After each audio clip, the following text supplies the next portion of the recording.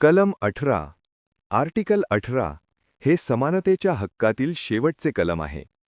हे कलम पदव्या नष्ट ॲबॉलिशन ऑफ टायटल्स करण्याबद्दल सांगते.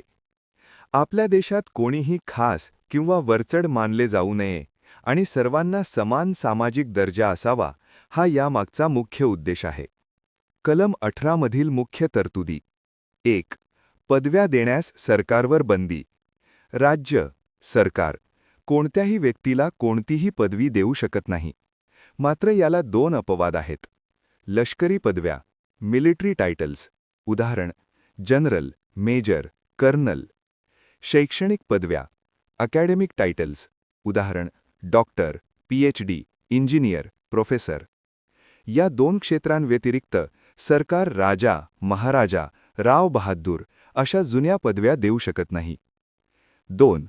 परदेशी पदव्या स्वीकारण्यावर बंदी. कोणताही भारतीय नागरिक परदेशाकडून कोणतीही पदवी स्वीकारू शकत नाही. यामुळे देशाप्रती असलेली निष्ठा कायम राहते. 3. परदेशी व्यक्तींसाठी नियम.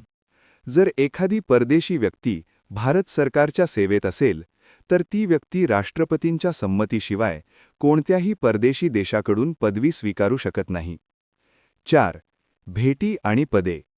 सरकारमध्ये काम करणारी कोणतीही व्यक्ती, नागरिक असो वा परदेशी, राष्ट्रपतींच्या परवानगीशिवाय परदेशाकडून कोणतीही भेट, पगार किंवा पद, ऑफिस स्वीकारू शकत नाही. एक महत्त्वाचा प्रश्न: भारतरत्न किंवा पद्म पुरस्कारांचे काय? अनेकदा लोकांना वाटते की भारतरत्न, पद्मविभूषण, पद्मभूषण आणि पद्मश्री या तर पदव्याच आहेत, मग त्या कशा चालतात? सर्वोच्च न्यायालयाचा निकाल 1996. न्यायालयाने स्पष्ट केले की हे पुरस्कार आहेत, पदव्या नाहीत. हे एखाद्या व्यक्तीने केलेल्या असामान्य कार्याचा सन्मान करण्यासाठी दिले जातात. नियम: ज्या व्यक्तीला हे पुरस्कार मिळतात ती व्यक्ती आपल्या नावाच्या पुढे किंवा मागे प्रिफिक्स किंवा सफिक्स हे शब्द वापरू शकत नाही.